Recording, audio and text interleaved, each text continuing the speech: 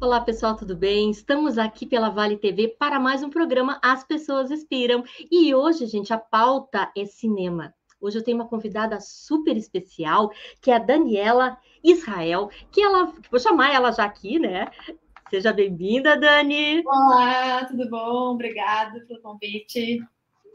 Eu que agradeço, né? A Dani, na verdade, ela é produtora de longa-metragem, séries de TV, animação, diretora de cinema e também CEO da Bactéria Filmes, que ela vai falar um pouquinho para a gente aqui sobre os projetos para 2022, né, Dani? Mas isso é para um segundo momento, né? Primeira coisa que eu quero conhecer é um pouco mais da Dani. Conta para nós como é que a Dani se encaixou dentro desse meio artístico, meio de produção, meio de direção de cinema. Eu queria te ouvir um pouquinho. Tá certo, vamos lá, então. Eu sempre brinco que eu acho que eu sempre quis fazer cinema, assim, desde que eu vi Titanic, preciso confessar, aquela parte que bate no navio e o navio cai, né? Eu tenho uma paixão desde pequena também por desenhos animados, sou muito apaixonada por desenhos animados japoneses, eu fiz meu mestrado com esse foco. Então, desde pequena eu sabia que eu queria, como eu brincava, explodir coisas e fazer desenhos animados, explodir coisas na imagem, né? No computador, não sou piromaníaca, eu não sei o nome da pessoa que gosta de fogo. Então foi uma coisa assim que sempre cresceu comigo, essa vontade de fazer, trabalhar com imagens em movimento. E aí eu dei sorte, por muitos fatores, no ano que eu fui fazer vestibular, foi o segundo ano que abriram os cursos de cinema. Então, os cursos de cinema na graduação eram relativamente recentes, a minha turma é de 2004. Então, foi o ano que a PUC abriu o curso, a Unicinos já tinha o curso. Então, acabei dando sorte de resolver descobrir o que eu queria fazer e ter um curso superior para isso, que me atalhou aí muitas coisas, né? E aí me formei bebê com 19 anos, já estava formada. E aí comecei essa trajetória aí que já está aí quase chegando aos 15, 20 anos. Nossa Senhora! Ai, mas que legal, Dani. Eu acho que é super legal, né? A gente ver assim pessoas como você, né, estarem em contato e acreditando, né, num Brasil melhor, um país que possa realmente trazer aí muitas coisas boas, principalmente na área do cinema, né? E eu queria te ouvir, Dani, assim, ó, já para a gente entrar um pouquinho nessa pauta, né? Como é que está a questão do cinema aqui no Brasil? Conta para nós, assim, com um contexto da tua percepção, assim, dessa área aqui no país. Então, essa é uma pergunta difícil de ser feita, né? E difícil de ser respondida. A gente está passando por momentos difíceis em função da pandemia, a gente está com cinemas fechados, abrindo agora há 2 anos, mas eu acredito muito que a gente está num processo de revolução. A gente começou aí há alguns anos atrás com a implantação do fundo setorial e que se tornou um dos maiores fundos do mundo de audiovisual, e agora passou, quase sumiu, deixou de existir, voltou a existir, talvez exista, a gente está aí nessa... O que será que vai acontecer? O que será que será? O que será que vai acontecer? Mas eu acredito que, acima de tudo, assim, Miliane, como eu falei, eu faço cinema desde pequena, eu desejo fazer cinema desde pequena, e para mim não é a situação do país, não é as questões políticas e econômicas que vão fazer com que eu desista do meu sonho, que é trabalhar com cinema.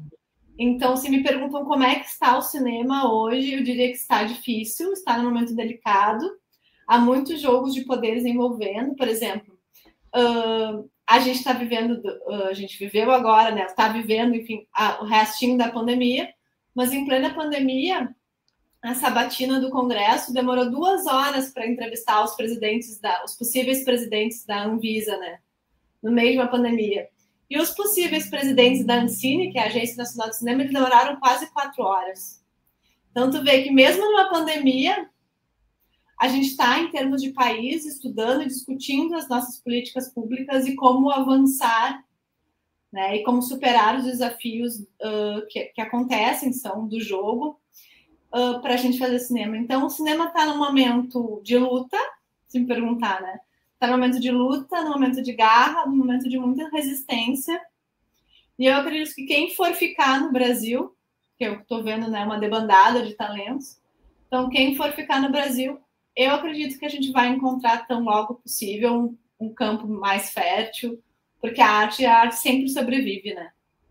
Ah, sem dúvida. E ela é tão importante, né, Dani? Eu acho que é uma coisa que a gente viu muito presente agora na questão da pandemia também, né? Eu acho que isso, de certa forma, assim, despertou em cada um de nós, né, essa necessidade de estar mais próximo da arte, porque realmente, assim, foram muitas situações, principalmente quem trabalha com teatro. Outro dia eu entrevistei um ator aqui e ele me falou isso, sabe? Assim, nossa, as pessoas não davam tanto valor para isso, né? E me parece que agora, assim, despertou. Eu não sei qual é o teu sentimento com relação a isso, com relação à pandemia, como é que vocês se organizaram também nesse período? São muitos desafios e muitos sentimentos. Assim, eu sempre cito que tem uma pesquisa, agora não me lembrar o nome, mas que diz assim, qual é a função mais inútil na pandemia? Aí as pessoas respondem, artista. Aí a pessoa pergunta, mas o que você mais fez na pandemia? Aí a pessoa responde, ouvir música e ver filmes. Então, na verdade, o que a gente está falando aí é de entender o cinema e as artes como uma profissão, como uma forma de ganhar dinheiro, de trabalho digno, tal como qualquer outra, né? Eu acho que o maior desafio que a gente vive no Brasil hoje, no fundo, é esse reconhecimento que o artista, que vem, na verdade, de quem detém a técnica, a origem da palavra, é um profissional, um trabalhador, como qualquer outro trabalhador. Uhum. Né? Então, merece todo o nosso respeito, né? Exatamente, é um trabalho difícil, é um trabalho árduo, é um trabalho de final de semana. Eu faço reunião 2 da manhã com a China, 5 da manhã com não sei quem. Então, não é uma rotina fácil de forma alguma. Assim. É uma rotina apaixonante porque eu sou apaixonada pelo que eu faço, mas não é vida fácil. Ah, imagino, não é não. Ô, Dani, outra coisa, já antes da gente entrar assim mais para o teu lado profissional, eu queria que tu comentasse um pouquinho. Eu sei que tu fazes aqui na Universidade Fevale também o teu doutorado, és doutoranda em processos e manifestações culturais. Eu também fiz o mesmo curso. E me conta um pouquinho como é que está a tua pesquisa, porque tu, além de trabalhar na área, né, tu também é pesquisadora da área. Então, me conta um pouquinho aqui quais são as tuas ideias aqui para esse doutorado, o que tu está imaginando aqui de tese. Claro. Então, na verdade, o que acontece?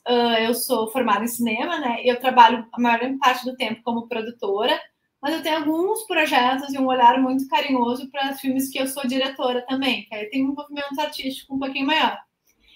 E trazendo esse assunto para a minha vida pessoal, profissional, eu decidi, não, então também vou levar para a minha vida essa batalha, né? Para a minha vida acadêmica. Eu já sou professora há bastante tempo também, tudo mais. E aí, então, nisso, eu estou trabalhando os filmes de ficção dirigidos por mulheres no século XXI. E, na verdade, é muito triste, porque a gente, pelo menos no Rio Grande do Sul, a gente está falando de apenas 5 filmes, né? Então, na verdade, é uma pesquisa que tem um olhar sensível à representatividade, sensível à diversidade de gênero. É uma pesquisa que traz esse olhar para resgatar quem são essas mulheres, que filmes são esses. Resgatar não, porque não são nem filmes antigos, assim. Filmes ainda desses últimos 20 anos. Mas poder entender o que acontece, né? Por que a gente, nós, mulheres, demoramos tanto tempo, por exemplo, em 2012, a gente teve um edital, fruto de um incentivo do Estado do Rio Grande do Sul, de finalização de filmes. Foram contemplados aí uns 10 filmes ou 12 filmes, é um volume grande. E majoritariamente todos feitos por homens. E é interessante analisar que, por meio desse edital, só em 2012, os homens, vamos chamar assim, dirigiram em um ano conseguiram finalizar em um ano mais filmes que nós, mulheres, em 10. Então, a cada 8 filmes, um é de uma mulher. E aí, eu acho que esses filmes merecem, então, uma atenção e um carinho de serem olhados com essas especificidades que eles têm, né? Então, a minha pesquisa trata desses filmes. São 2 diretoras, estou escolhendo, talvez uma ainda caia, vamos ver o que vai acontecer. Mas é uma tese que trabalha isso, assim, esses filmes produzidos por mulheres gaúchas no Rio Grande do Sul, não no sentido bairrista, mas apenas por um recorte temporal e territorial, porque não teria como dar conta de todo o Brasil, né? Uhum. E tu achas, Dani, ainda mais uma pergunta sobre isso, assim, que isso se repete a nível mundial? Tu tem visto, assim, dentro desse contexto, algum país, alguma região que se sobressaia dessa representação feminina? Olha, é uma. Assim, eu até brinco na minha tese, né? Não seja pego desprevenidos por matérias do tipo: mulheres dirigem o dobro de filmes este ano. Porque dobro de filme de 1 é 2. Continua sendo muito pouco. Sem Né? dúvida. Então, assim, por exemplo, a gente tem. Mas a situação não é muito diferente. Assim, ela é pior em alguns casos, um pouco melhor em outros, mas ela não é muito diferente. Por exemplo, nos Estados Unidos, a gente tem quase 100 edições do Oscar e tem 2 mulheres que ganharam prêmios de melhor direção, Oscar de melhor direção até hoje. 2. Né? O Prêmio Nobel de Literatura, nem 10% das mulheres dos Nobéis ganhos, né, são de mulheres. Então, é uma tendência que, infelizmente, se repete. E a gente identifica em vários lugares. Assim. Perfeito. Não só as mulheres, como o cinema negro também. Na verdade, o cinema dos povos indígenas, eles também têm esse mesmo problema que do grupo das minorias, né? Também. Tem um gráfico assim que eu gosto muito de falar sempre. Se a gente for olhar o IBGE, o último, nós somos mais ou menos 25, 25, 25, 25, né? 25 brancos, 22 brancos, 25 brancas mulheres, 25 homens negros e pardos, 25 mulheres negras. Um pouquinho mais para os negros, mas é mais ou menos assim. Né? Um quarto para cada um. Ao passo que os homens brancos produzem 80% dos filmes, as mulheres brancas, daí ainda assim na segunda posição, 10%, um pouquinho mais do que isso, os homens negros, 2%, e nós não temos, né, mulheres negras desse século que dirigiram longas-metragens de ficção. A gente tem a Camila, que fez um longa-metragem documentário, Caso do Homem Errado, que é até aqui do Sul, projeto, mas é uma, infelizmente, porém, infelizmente, é uma exceção. Que loucura, né? Mas vamos seguir, né? O nosso caminho é esse, né, Dani? Mas vamos na cara dura. Faz parte, faz parte. Deixa eu te perguntar, tu trouxeste um vídeo um trailerzinho da tua empresa, né? Trouxe sim. Vamos ver? Vamos convidar o pessoal para dar uma espiadinha aqui do que é a Bactéria Filmes.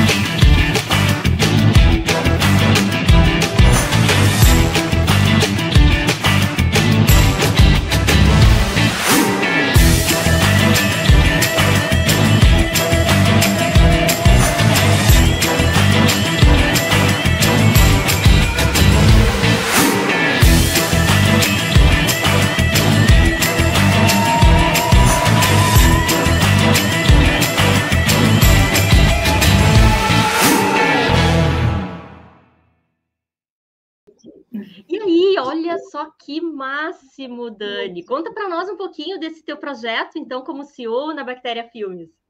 Conto sim. Então, a Bactéria Filmes é uma produtora audiovisual para todas as telas e para todas as mídias, ali para todas as audiências, como vocês viram. A gente tem aí 15 anos, vai fazer agora, 2022, 15 anos. A gente vai entrar nas comemorações dos 15 anos. Nossa. Lá para março teremos novidades. Então, a gente trabalha com conteúdo audiovisual, a gente chama conteúdo original, né? Ou seja, não é uma empresa de publicidade, a gente não faz campanhas publicitárias. A gente tem alguns projetos especiais de conteúdo de marca que a gente trabalha. São muito reduzidos e muito especiais mesmo, especiais do nosso coraçãozinho, assim. mas nosso foco está na produção de conteúdo original. A gente costuma, um pouco influenciada pelo doutorado e pelo mestrado, a gente dividiu os conteúdos em 2 lineups, né? A gente tem o que a gente chama uma categoria de universos fantásticos. Então, a gente é nerd, eu sou nerd, eu adoro coisa dica, adoro Star Wars, adoro essas coisas, adoro animes, continuo gostando mesmo adulta. Então, a gente tem essa categoria que é os universos fantásticos. Então, a gente lançou ano passado o Contos da Manhã, que foi considerado já pela academia, já está numa dissertação como o primeiro longa-metragem de ficção científica gaúcha. A gente lançou nos cinemas do Brasil todo. Está chegando agora no streaming, na televisão também. Temos essa pegada, então, da ficção científica, do universo diferente. Temos animações, então temos uma série chamada Os Pequenos Crononautas de Viagem no Tempo, séries de animações para bebezinhos. Então, o que tem de construir universos e construir mundos novos está na nossa categoria de universos fantásticos. Por outro lado, também, como estudiosa da cultura, né, das manifestações culturais, a gente tem uma categoria que a gente chama manifestações culturais, onde a gente trabalha os nossos documentários. Então, a gente tem, por exemplo, desde um documentário sobre a pesca artesanal no sul do estado, que participou no passado um festival extremamente grande, que eu não vou saber falar o nome em chinês. Eu ia dizer se vocês participaram de festivais internacionais também, né? Ganharam prêmio? Com Contos da Manhã, a gente participou até o atual momento de 26 festivais. Uau! A gente passou pelos mais importantes festivais dos Estados Unidos, por exemplo, como o Boston Sci-Fi Film Festival, que tem 50 anos de festival, que é só o festival que estreou Star Wars, quando ninguém conhecia. Uau. Passamos por Boston, New York, Miami Film Festival, Indianápolis, ganhamos na PopCon de Indianápolis o melhor filme de ficção. Participamos do festival chamado Another Worlds, onde nós fomos convidados para fazer o filme de encerramento, né, Closing Night. E lá nós recebemos a grata referência que eles chamaram o nosso filme de The Come Age of Matrix. Matrix sempre foi uma referência para o nosso diretor e para o filme como um todo, então para nós foi um grande presente ouvir assim, o pessoal dizendo The Come Age of Matrix com menos luta e mais romance. Que legal, Dani. A gente conquistou 14 prêmios internacionais, passamos também na Europa, Espanha, Itália, passamos pela Índia, Berlim, 2 festivais em Berlim, Austrália, Rússia, tem filme em russo dublado, caiu nas redes, na pirataria, está lá dublado. Não vou passar o link, mas pode procurar. Eu não sei falar o nome em russo também. Passamos, difícil. Exatamente. Passamos até na Maldívias, eu tive que procurar onde é que ficavam as Maldívias. Olha. Ganhamos filme também na Índia e no Irã. Que maravilha, né? E esses filmes é possível aos brasileiros assistirem aqui? Como é que é a comunicação de vocês aqui no Brasil com essas séries e documentários? O Contos da Manhã, vocês podem seguir nas redes sociais, Contos da Manhã, bem fácil de achar. A gente está agora para estrear no streaming, na televisão, eu não posso contar qual é o canal ainda, mas se acompanhar ali vai saber, que a gente ainda está sobre sigilo, mas acredito que ali até março o filme já vai estar disponível nas plataformas para ser assistido. Que maravilha! Nossa, muito sucesso! Então, 2021 foi aquele ano, né? Um dos melhores anos de vocês, talvez. Olha, sim, em termos de resultado, assim, de projetos, com certeza. Assim, foi um ano de encerramento de ciclo, sabe, Eliane? Tipo, a gente... porque um filme demora. O Contos da Manhã, por exemplo, é um filme que começou a ser gestado nos anos 2010, a gente ganhou o edital em 2013, lançou em Gramado em 2020, e passou um ano rodando festival, passou 6 meses fazendo lançamento comercial. Então, 2021 foi um ano de encerramento de projetos para nós, assim, de colocar para o público, de ver e seguir para o próximo. Que legal, parabéns, parabéns a vocês, né? Acho que é um marco aqui para nós no Rio Grande do Sul também, né? Além de ser aqui do Brasil, mas a gente está falando do Rio Grande do Sul, né, gente? Gente aqui do nosso lado, vocês ficam em Porto Alegre, a gente fica em Novo Hamburgo, mas aqui é do nosso lado, nosso vizinho aqui, né? Então a gente fica muito feliz com isso, né? E Dani, eu ia te perguntar agora para 2022, né? A gente está iniciando agora 2022. Eu já ouvi falar sobre um projeto aqui, Espiral. Queria que tu falasse um pouquinho para nós. O que é isso? Eu vou falar. O Espiral é um projeto que eu tenho muito carinho também. No final do ano passado, final de 2019, ali, eu acho, início de 2020, a cidade de Novo Hamburgo, né, fez todo um trabalho com a Agência Nacional de Cinema, lançou um edital bem grande na região, assim, foi um edital bem importante, junto com essa ideia de ser cidade criativa e tudo mais. E a gente, então, com uma parceria com a Convergência, que é uma produtora aí de Novo Hamburgo, né, Convergência Produtora, a gente teve a felicidade de ser contemplado em 4 projetos nesse edital. E um deles é esse projeto chamado Espiral, que é um projeto de autoria do Léo Peixoto, que também fez mestrado em Indústria Criativa na Fevale. Ele também vai ser o primeiro longa-metragem de um diretor egresso do curso da UFPEL. A UFPEL tem um curso de cinema. Então, é o nosso único curso público, federal público, de ensino público do Estado de cinema. Então, ele vai ter esse desafio de dirigir o primeiro filme de um aluno que saiu de um curso federal. É um grande feito, assim, o pessoal de Pelotas também está extremamente feliz. Mas o Léo é de Novo Hamburgo, então, né? Então, a história trata de uma família e acompanha toda a ascensão e decadência do movimento do sapato, né? Então, a família começa a crescer, faz a fábrica, tem um sócio, daí entra todo aquele problema da questão de quando entrou a China, ali no início dos anos 2000. Aí tem toda uma discussão familiar, de gerações, de cultura, de época, de vida. E o filme se passa em vários bairros da cidade e tudo mais. E aí termina, enfim, aí em 2020. Acho que é 2020 que termina o filme. Com essa família se redescobrindo, se reencontrando e seguindo a sua paixão aí na cidade. Então, é um filme com a direção é de Novo Hamburgo, a direção de fotografia, a direção de arte, as principais cabeças da equipe criativa são todas daí, assim.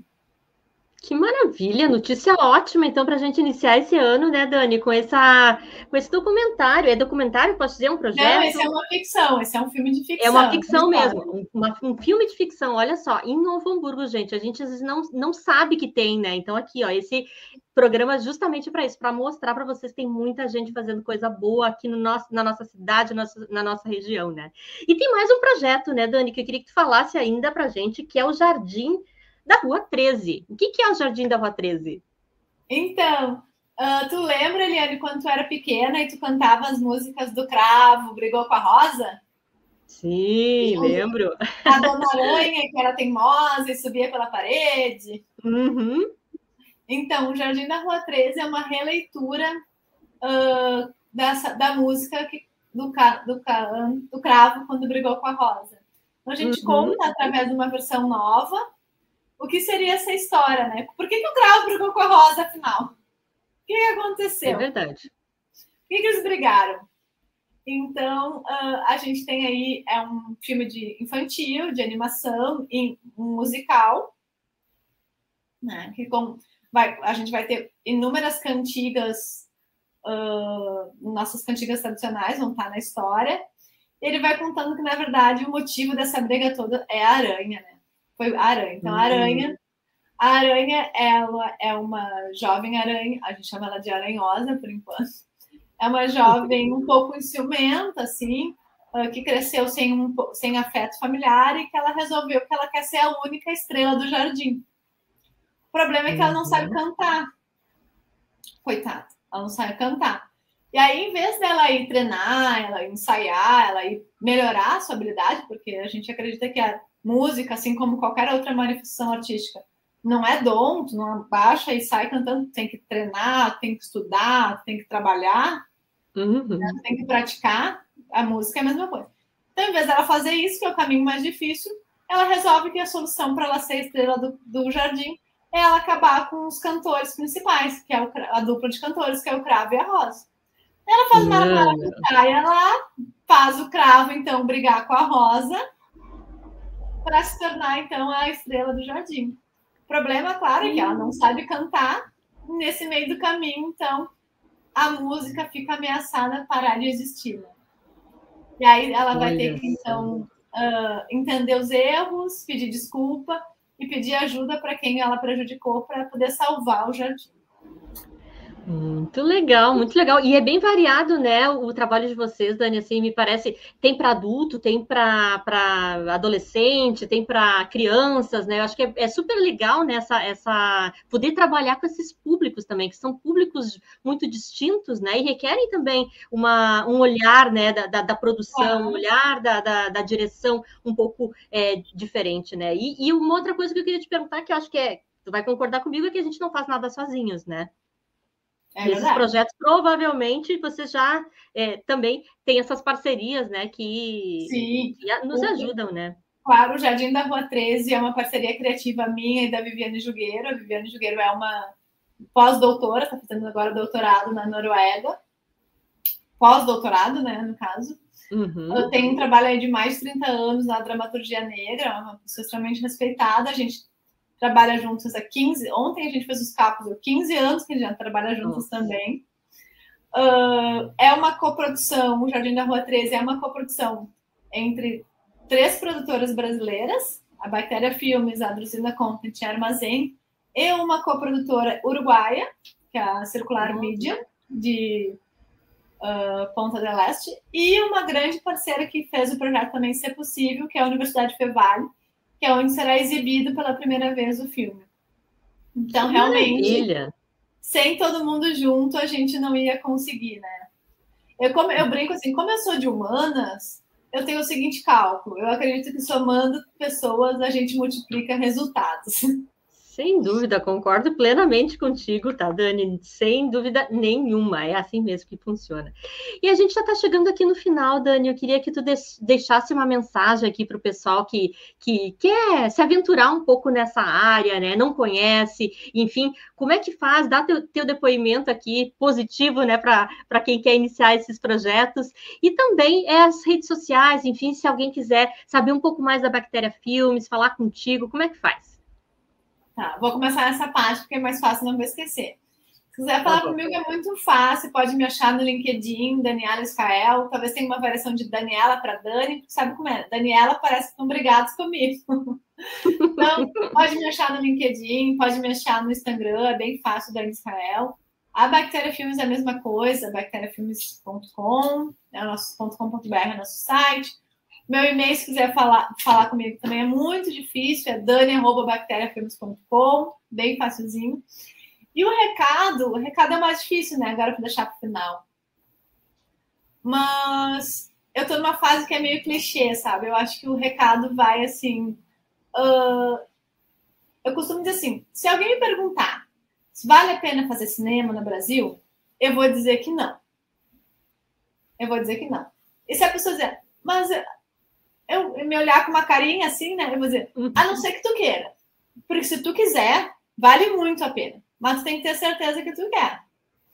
Então, assim, para mim, que desde pequenininha sempre quis fazer o que eu faço, eu acho que as oportunidades estão aí, a gente tem que desbravar. Aproveitei a pandemia dentro do possível, respeitando tudo. E com meus sentimentos a todas as mortes, mas... fiz todo um projeto internacional, participei de eventos na China, na Rússia, nos Estados Unidos, na Índia. Então, as oportunidades, elas estão aí, elas são acessíveis na medida que a gente se dedica e procura. E baixar a cabeça e encontrar a sua turma. O cinema tem muito disso, né? De encontrar a sua galera. Faça curso, estude muito. Tem uma coisa muito legal que eu sempre digo, que a indústria criativa, não só o cinema, mas como a economia criativa no geral, ela é uma função, um setor, que ela permite, de fato, a ascensão. Tu consegue ter um trabalho legal, tu consegue ter um trabalho digno. Em média, falando um pouquinho de economia, né? a média salarial de uma pessoa do audiovisual, ela é 3 vezes mais que o salário mínimo. Então, assim, há possibilidade de crescimento. É um caminho difícil, precisa de muito trabalho, mas tem espaço para todo mundo, de quem gosta de escrever, de quem gosta de fotografar, de quem gosta de costurar, de quem gosta de cozinhar. Tem espaço para todo mundo no audiovisual. Eu acho que isso é o mais bacana. E é um setor que emprega, e quando emprega, emprega bem. Então, é uma possibilidade, sim, é isso que eu acho que é mais importante. Se vocês querem fazer cinema, é uma possibilidade, sim, de ter uma vida legal. Tem muito trabalho, muita dedicação, mas eu acho que o esforço vale a pena, assim. Vá. Se você quer mesmo, vá. Maravilha, um depoimento aqui maravilhoso, né, gente? E é uma coisa assim, ó, se tu gosta do que tu faz, não deixa outra pessoa dizer que não vai conseguir, vai e faz. Eu acho que é por aí, sabe, que as coisas acontecem, né? Porque se a gente ficar sentado, nada vai acontecer.